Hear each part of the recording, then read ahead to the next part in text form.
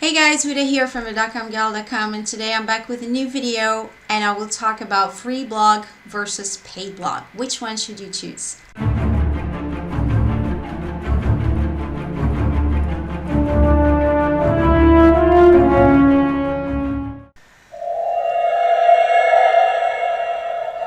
First of all, I'd like to say happy 4th of May. So may the 4th be with you.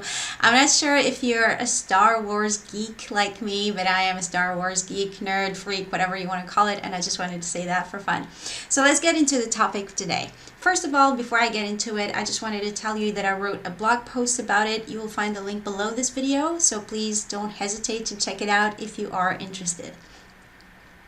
So in this video, I will talk about the two options of free blogging and paid blogging, as well as the pros and cons of each choice. And I will also talk about who free blogging is for and who paid blogging is for.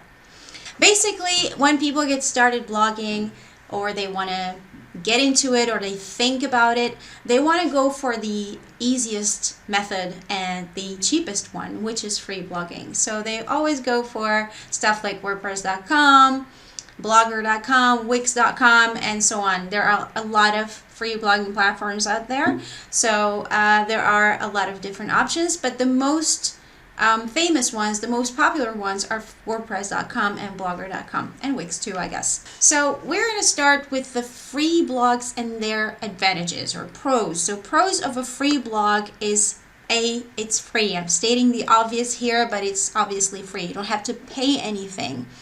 The other thing is that it's really good for people who are getting started, because you don't need any technical knowledge or anything if you want to get started on a free blogging platform. Literally, you just have to sign up, give your blog a name, and then you can start writing straight away. There is no steep learning curve when it comes to free blogging platforms. The cons of a free blogging platform are, well, first of all, you have almost no control.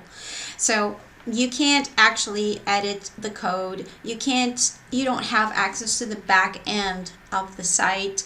You can't really control much of the appearance. I mean, you can have some, themes and plugins and stuff like that, but it's very limited.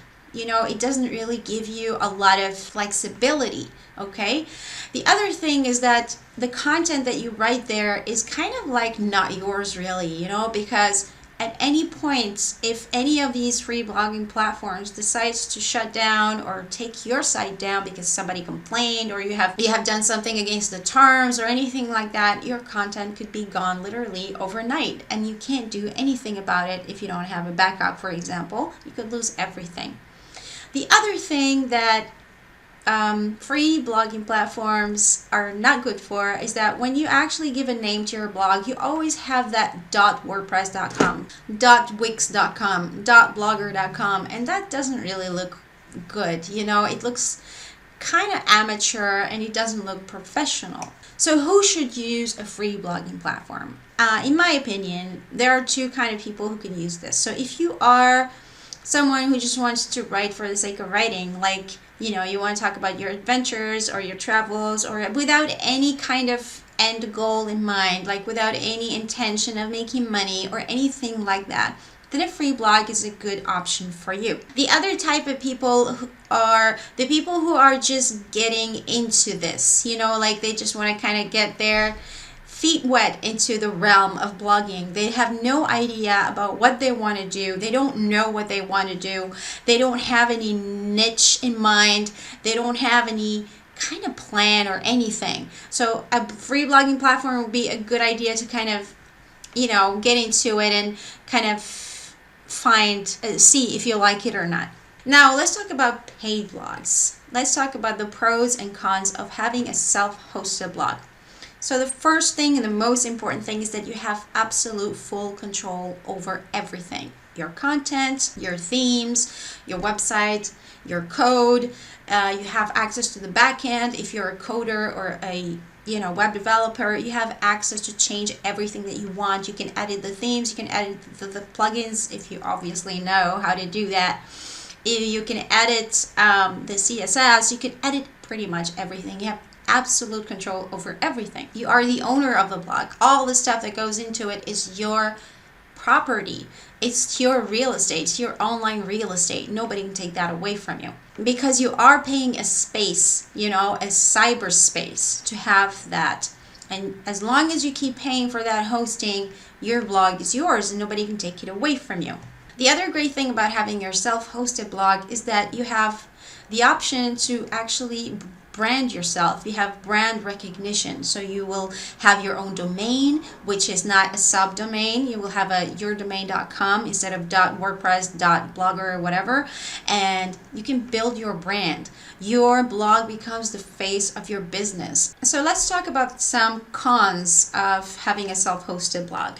So the first thing that I would like to talk about is that it can be overwhelming for some people when they get started, when they don't know anything about WordPress, they don't know the lingo, the terminology, or anything else. But this is not really a big problem because you can find a lot of tutorials online, a lot of videos on YouTube, a lot of blogs that actually talk about that. In fact, you can check out my WordPress playlist. You will see it somewhere on the screen here. You can click on it, and I have a lot of videos there of tutorials of how to do different things on Pinterest. Otherwise, you can actually check out my blogging guide that I have written a couple years ago that has a lot of details and it's full of information. It pretty much takes you by the hand from scratch to actually building your blog and writing content and stuff like that.